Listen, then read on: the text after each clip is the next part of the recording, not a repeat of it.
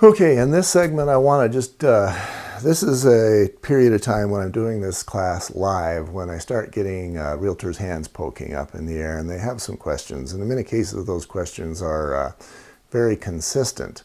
One of those questions is, so why the scare? And you know, EPA, for whatever their reasons, they decided at some point that, you know, again, as I mentioned at the beginning, that there was the thresholds of 4, 10, and 25, and we needed to have a number because we're Americans and we want things simple. We want pass or fail, true or false, safe or unsafe. So the number 4 was chosen. And so EPA basically says, okay, America, you're not safe at 4 or 4.1 or 4.2 as the case may be. And, you know, I guess a person couldn't blame them for picking a number and saying, okay, beyond this number, you're unsafe. But for me, I think that we all deserve to be told a little bit more of the detail that might be going on. So why the scare?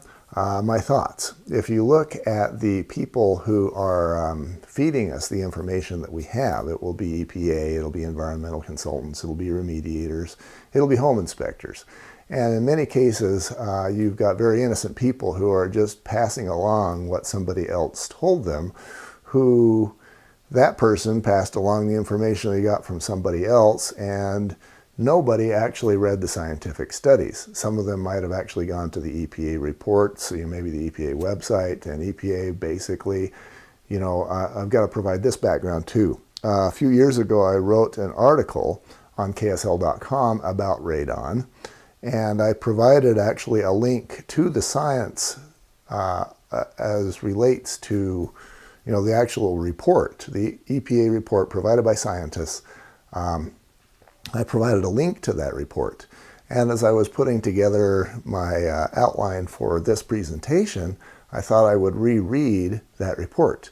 Well, the link is no longer there. EPA has removed it. And it's, you know, I'm not going to assign any sort of sinister, I'm not going to, you know, say anything at all about whether EPA removing that report is good, bad, or sideways, but you can make that decision for yourself. The science behind what EPA is telling us has become increasingly difficult to get to.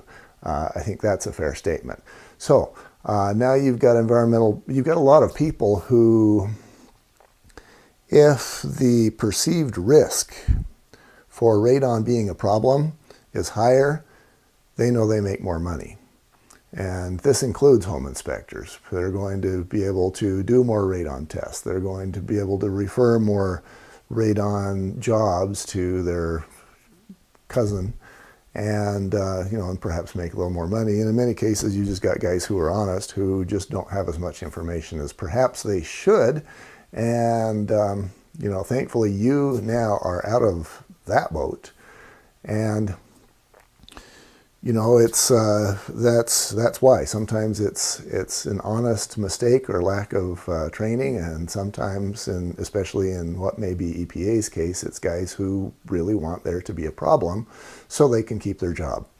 Not a kind thing to say, but that's what makes sense to me. Now, all that being the case, when you run into a home as a realtor, I guess here's the next question that realtors pop their hand in the air and say, you know, and they say, so do you not recommend testing or mitigation? And the answer is absolutely not. And my primary reason for saying that, you should do testing, you should do mitigation, but my reasons for recommending that can be very different. For me, it's not necessarily about the risk levels, because we've pretty much shot a lot of those down, unless your radon reading might be massive, like 50 or 100 or whatever. We've shut a lot of that down here. But when your buyers, assuming you're representing the buyer, when they buy the place, assuming it's maybe got a 20 or a 25, who knows, it might be healthier for them, but at some point in time, they're going to turn around and want to sell this home, and if it's got a 20 reading, that 20 is going to scare the next buyer. So for that reason, I recommend that we do testing and mitigation as required, just to avoid drama down the road. And that's how I answer those questions. I'll be back in the next segment with some of my other stories as relates to radon. Thanks for hanging.